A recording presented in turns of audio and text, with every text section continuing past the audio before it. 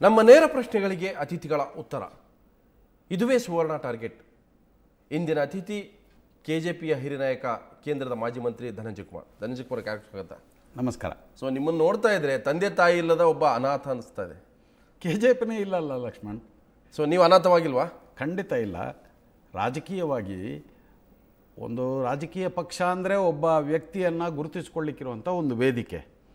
ಆ ವೇದಿಕೆ ಬಿಟ್ಟರೆ ನಿಜವಾಗಿಯೂ ಜನರ ಮನ್ನಣೆ ಇರುವಂಥದ್ದು ವ್ಯಕ್ತಿಗಳಿಗೆ ಅಂತ ಹೇಳುವಂಥದ್ದನ್ನು ನಾವು ವ್ಯಾವಹಾರಿಕವಾಗಿ ಮರೀಲಿಕ್ಕೆ ಸಾಧ್ಯ ಇಲ್ಲ.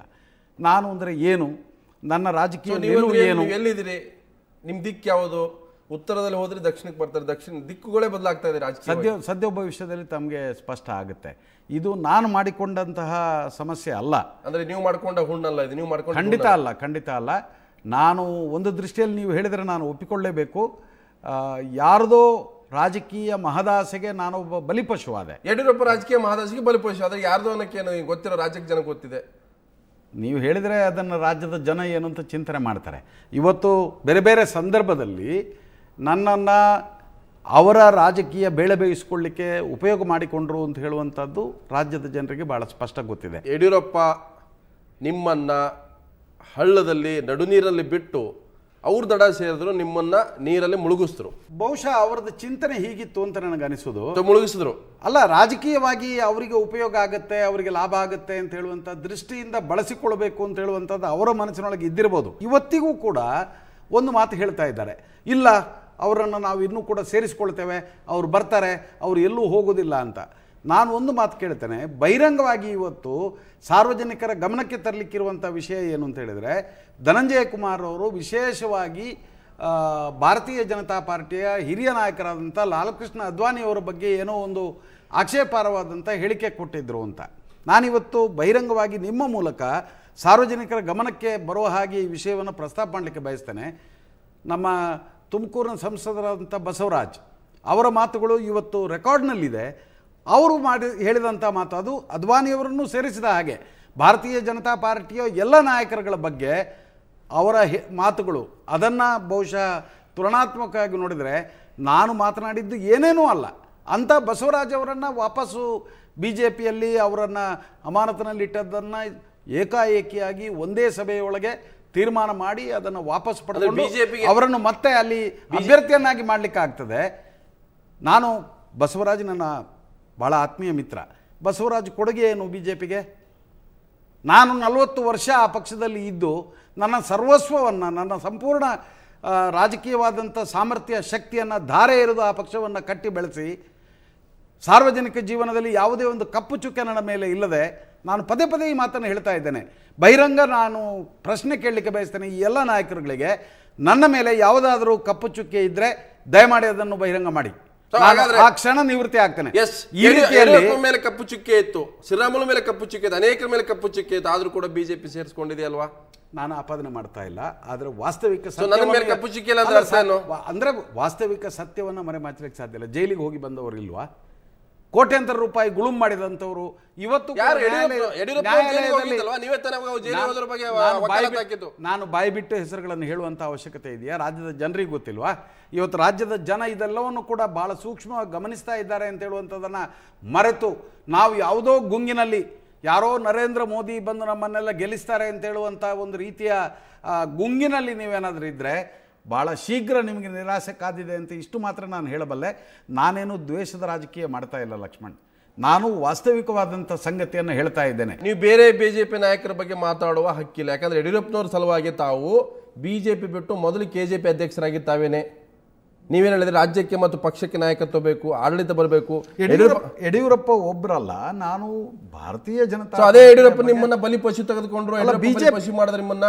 BJPಯಲ್ಲಿರುವಂಥ ಅನೇಕ ಜನ ಸ್ವಾರ್ಥಿ ನಾಯಕರುಗಳ ಬಗ್ಗೆ ಮೊದಲಿಂದ ನಾನು ಹೇಳ್ತಾ ಇದ್ದೆ. ಅನಂತಕುಮಾರ್ ಇದ್ದಾರೆ, ಸಂತೋಷ್ ಇದ್ದಾರೆ, ಇನ್ನೂ ಅನೇಕರಿದ್ದಾರೆ. ಅವರೆಲ್ಲರ ಕಾರಣಕ್ಕಾಗಿ ನಾವು ಆ ಪಕ್ಷದಿಂದ ದೂರ ಆಗಬೇಕಾಯ್ತು.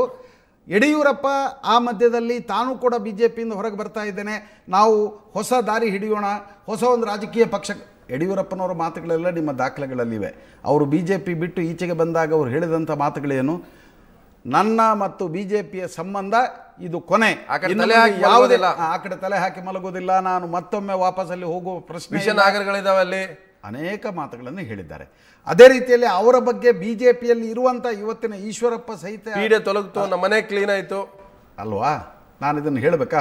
ಈಶ್ವರಪ್ಪ, DV ಸದಾನಂದ ಗೌಡ, ಇದೇ ಪ್ರಹ್ಲಾದ್ ಜೋಶಿ, ಅನಂತಕುಮಾರ್, ಪ್ರತಿಯೊಬ್ಬರು ಕೂಡ ಒಬ್ಬರಿಂದ ಒಬ್ಬರು ಮೇಲೆ ಬಿದ್ದು ನಾವು ಹೆಚ್ಚು ಅಂತ ಹೇಳುವಂಥ ರೀತಿಯಲ್ಲಿ ಯಡಿಯೂರಪ್ಪನನ್ನು ಹಳೆದಿಲ್ವಾ? ಯಡಿಯೂರಪ್ಪನ ಬಗ್ಗೆ ಬಣ್ಣ ಬಣ್ಣದ ಮಾತುಗಳನ್ನು ಹೇಳಿಲ್ವಾ? ಇದನ್ನೆಲ್ಲ ರಾಜ್ಯದ ಜನ ಮರ್ತಿದ್ದಾರೆ ಅಂತ ನೀವು ಭಾವಿಸಿದ್ದೀರಾ? ಇವತ್ತು ಅವರು ಮತ್ತೆ ಒಂದಾಗ್ತಾರೆ ಅಂದರೆ ಯಾವ ಕಾರಣಕ್ಕೆ? ರಾಜಕೀಯ ಕಾರಣಕ್ಕೆ ಅಂತ ಹೇಳುವಂಥದ್ದು ಭಾಳ ಸ್ಪಷ್ಟ. ಯಡಿಯೂರಪ್ಪ ಬೇಕು ಅವರಿಗೆ, ಅಡ್ವಾಣಿ ವಿರುದ್ಧ ಬೈದಂಥ ಬಸವರಾಜು ಬೇಕು, ಗುರುಪಾದಪ್ಪ ನಾಗಮಾರಪಳ್ಳಿ ಬೇಕು, ಶೋಭಾ ಕರಂದ್ಲಾಜೆ ಬೇಕು.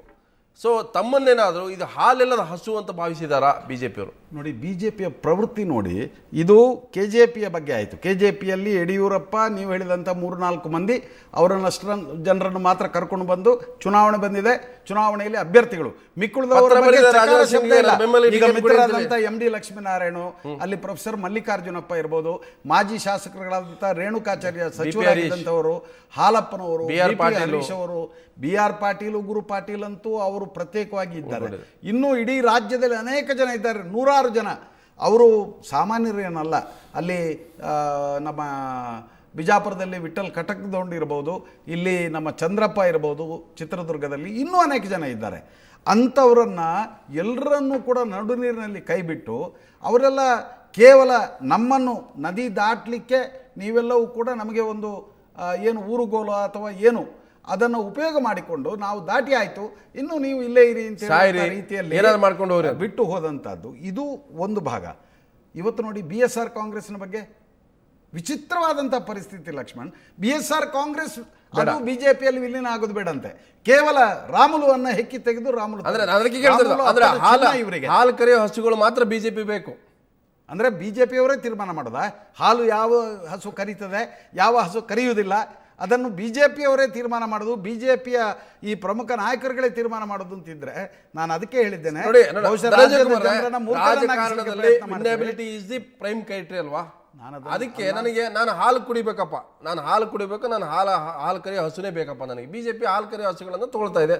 ನೋಡಿ, ರಾಜಕೀಯದಲ್ಲಿ ಒಂದು ಚುನಾವಣೆಯಲ್ಲಿ ಒಂದು ರೀತಿಯ ಫಲಿತಾಂಶ ಬರ್ಬೋದು, ಅದೇ ಮಾನದಂಡ ಎಂದೂ ಆಗೋದಿಲ್ಲ ಲಕ್ಷ್ಮಣ್.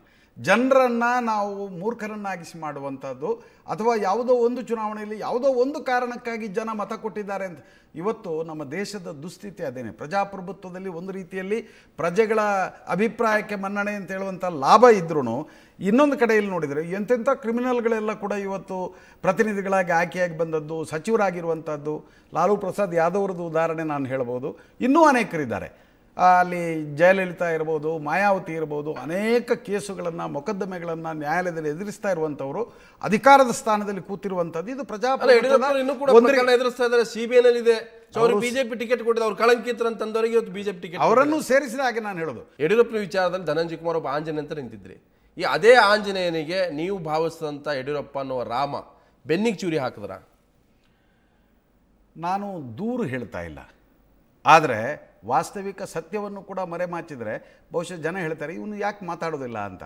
ನಾನು ಅವರ ಮೇಲೆ ಯಾವುದೋ ಗೂಬೆ ಕುರಿಸೋದಕ್ಕೆ ಅಥವಾ ಅವರ ವಿರುದ್ಧ ಆರೋಪ ಮಾಡೋದಕ್ಕಾಗಿ ನಾನು ಈ ಮಾತುಗಳನ್ನು ಹೇಳ್ತಾ ಇಲ್ಲ. ಆದರೆ ಸತ್ಯಾಂಶ ಏನು ಅಂತ ಹೇಳಿದ್ರೆ, ನಿಮ್ಮನ್ನು ಪ್ರಬಲವಾಗಿ ಸಮರ್ಥನೆ ಮಾಡಿಕೊಂಡು ಬಂದು ನೀವು ಮಾಡಿದ್ದೇ ಸರಿ ಅಂತ ಹೇಳುವಂಥ ರೀತಿಯಲ್ಲಿ ವಾದ ಮಾಡಿದಂಥವರನ್ನು ನೀವು ಏನೂ ಅಲ್ಲ ಅಂತ ಹೇಳುವಂಥ ರೀತಿಯಲ್ಲಿ ಕೇವಲ ಬಾಯಿ ಮಾತು, ಸಿಹಿ ಸಕ್ಕರೆ ಮಾತು, ಇಲ್ಲ ಇಲ್ಲ ಇಲ್ಲ ಇಲ್ಲ ಅವ್ರನ್ನ ಸೇರಿಸಿಕೊಳ್ತೇವೆ, ಅವ್ರು ಇರ್ತಾರೆ ಅಂತ.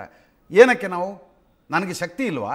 ನಾನೊಬ್ಬ ಏನು ರಾಜಕೀಯದಲ್ಲಿ ಅಂಬೆಗಾಲಿ ಇಟ್ಟುಕೊಂಡು ಹೊಸದಾಗಿ ಪ್ರವೇಶ ಮಾಡುವಂಥ 4 ಸಾರಿ ನಾನು ಜನಪ್ರತಿನಿಧಿಯಾಗಿ ಯಶಸ್ವಿಯಾಗಿ ಕೆಲಸ ಮಾಡಲಿಲ್ವಾ? ಕೇಂದ್ರ ಸರ್ಕಾರದಲ್ಲಿ ಜವಾಬ್ದಾರಿಯ ಸಚಿವನಾಗಿ ಕೆಲಸ ಮಾಡಲಿಲ್ವಾ? ಯಡಿಯೂರಪ್ಪ ನಿಮ್ಮ ಬೆನ್ನಿಗೆ ಚೂರಿ ಹಾಕಿದ್ರ? ಯಡಿಯೂರಪ್ಪ ನನ್ನನ್ನು ನಿರಾಸೆಗೊಳಿಸಿದ್ರು, ಅಷ್ಟನ್ನು ನಾನು ಹೇಳಬಲ್ಲೆ. ದ್ರೋಹ ಮಾಡಿದ್ರು, ಚೂರಿ ಹಾಕಿದ್ರು ಅಂತ ನಿಮ್ಮ ನಂಬಿಕೆಗೆ ದ್ರೋಹ ಮಾಡಿದ್ರು. ನನಗೊಬ್ಬನಿಗೆ ಮಾತ್ರ ಅಲ್ಲ, ನನ್ನ ಜೊತೆಗೆ ಇರುವಂಥ ಅನೇಕ ಜನ KJP ಅಂತ ಏನು ನಾವೊಂದು ಹೊಸ ಪ್ರಾದೇಶಿಕ ಪಕ್ಷ, ನಾವು ಆ ಸಂದರ್ಭದಲ್ಲಿ ನಗಾರಿ ಬಾರಿಸಿದ್ದು. ನೀವೆಲ್ಲ ನಮಗೆ ತಮಾಷೆ ಮಾಡ್ತಾ ಇದ್ದೀವಿ, ನನಗೆ ಗೊತ್ತಿದೆ. ಒಂದು ಪ್ರಾದೇಶಿಕ ಪಕ್ಷ, ಎಷ್ಟು ದಿವಸ ನಿಮ್ಮ ಪಕ್ಷ, ಯಾರೂ ಯಶಸ್ಸಾಗಲಿಲ್ಲ, ಎಲ್ಲ ಮಾತನ್ನು ನಾವು ಆವಾಗ ಬಹಳ ಗರ್ಭಗುಡಿ ಸೇರ್ಕೊಂಡ್ರಲ್ಲ ಯಡಿಯೂರಪ್ಪ. ಈ ಎಲ್ಲ ನಾಯಕರುಗಳು ಮಾಡಿದಂತಹ ತಪ್ಪು ಏನಿದೆ ಅದಕ್ಕೆ ನಾನು ಕ್ಷಮೆ ಕೇಳುವಂಥ ಸ್ಥಿತಿ ಬಂದಿದೆ ಲಕ್ಷ್ಮಣ್, ಬಹಳ ವಿಷಾದದಿಂದ ಬೇಸರದಿಂದ ನಾನು ಈ ಸೊ ಯಡಿಯೂರಪ್ಪ ಮಾಡದಂತ ತಪ್ಪಿಗೆ ನೀವು ನಾನು ಸಾರ್ವಜನಿಕರಿಂದ ಕ್ಷಮೆ ಕೇಳ್ತೇನೆ.